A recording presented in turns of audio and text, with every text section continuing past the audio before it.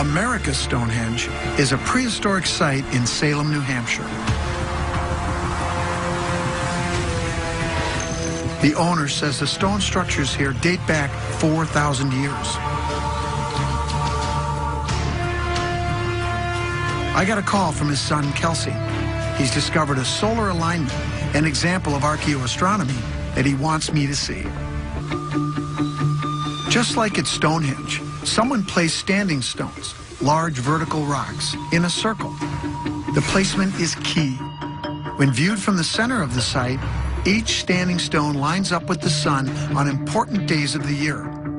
The solstices, the longest and shortest days, the equinoxes, when the sun is on a level plane with the Earth's equator, and the cross-quarter days, which fall midway between them. This is the summer solstice sunrise stone.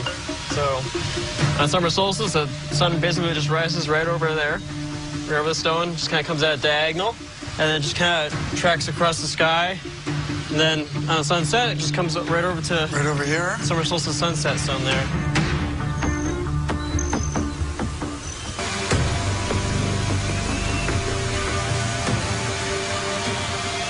Kelsey, let's see what you got here. All right. Well, a few months ago, I was on Google Earth, and I was kind of drawing all the lines out on the alignments, just basically to see where they go. As I was drawing one out on the summer solstice sunrise alignment, yeah, I kept taking it out further and further, and I noticed someone over Nova Scotia and Newfoundland.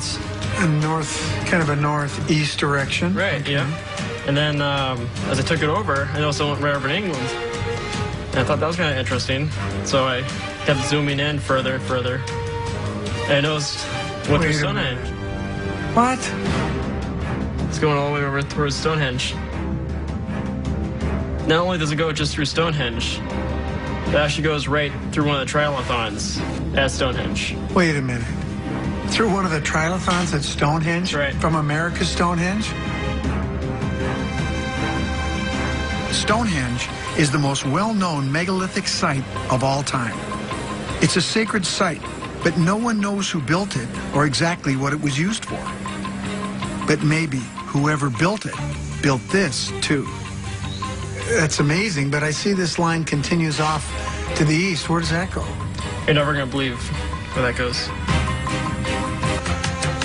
Let me get this straight. You're talking about, we're starting at America's Stonehenge in New Hampshire, right. And this summer solstice line extends to Stonehenge in England. It actually goes right through one of the triathlons.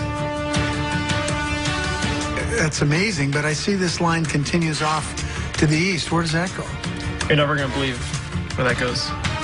Okay, I'm ready. All right.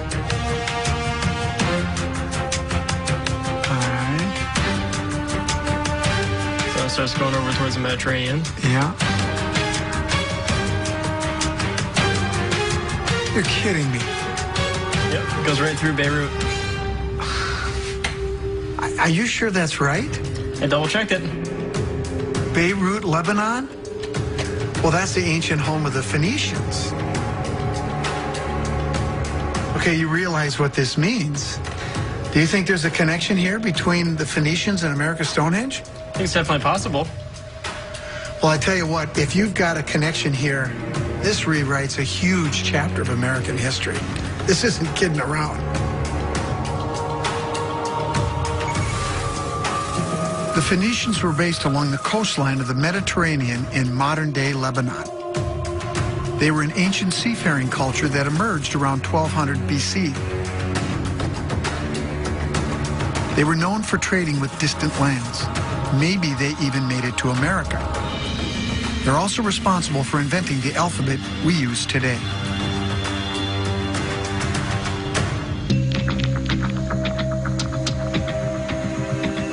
We do have one more thing that ties this site into the Phoenicians.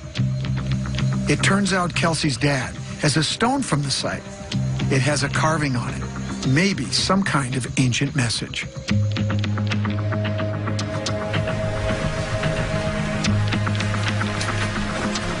Scott, this is the ball stone. It was found in 1964. What does it say? Well, it says, to Baal, on behalf of the Canaanites, this is dedicated. The Canaanites, from the land of Canaan. That's right. That's what they used to call themselves, but everybody in the region called them the Phoenicians. They got all over the known world at that time, and many people believe that they made it over here to North America. And there are many examples of possible Phoenician writings all the way from Maine down to Brazil. Well, I tell you what, if this is indeed a Phoenician inscription, you've really got something important here. Absolutely. I mean, together with the alignment that you found, you're talking about an incredible sight, an incredible discovery.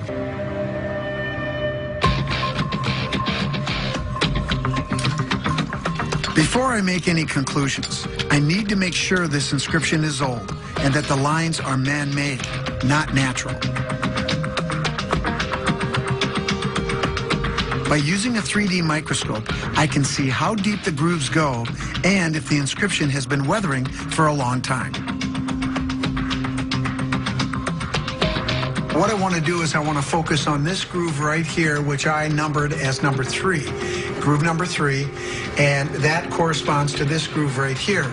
This is about 4,000 microns from the highest point down to the deepest point. This one clearly is a man-made groove. It looks like it here. It looks like it here. I can already tell many of these marks that make up the inscription could be centuries old, and there's no doubt they were deliberately made. Because it references the Canaanites, I have to consider the Phoenicians, but I need to know more. Is there anything else here that you might have that possibly could tie this site to the Phoenicians? Well, there is one more thing. It's actually up on the site. We call it the sacrificial table. Sacrificial table? Yes. Well, I'm not going anywhere until I see that.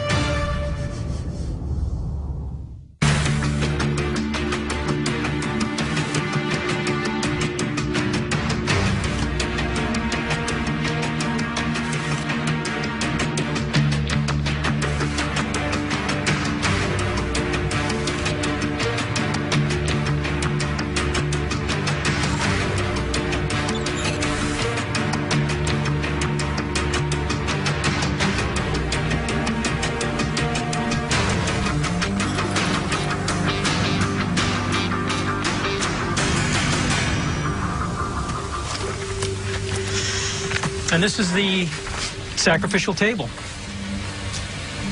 This? Do you think there was really human sacrifices here? And we believe the sacrificial table could have been used for human or animal sacrifice. That indicates a lot of weathering has gone on here. This is wetting and drying, freezing and thawing, and there's been a lot of loss of material on the surface, which indicates significant age. And I think this could probably be used as a weathering clock. I see significant weathering here that appears to be consistent with the astronomical alignments that we saw, with the structures that are here, which indicate that this is a very old place. I'm glad I came to investigate this site. I don't know what's more interesting, the sacrificial table, the ball stone, or the summer solstice line that connects America's Stonehenge to the one in England. And further east to Beirut, Lebanon, home of the ancient Phoenicians.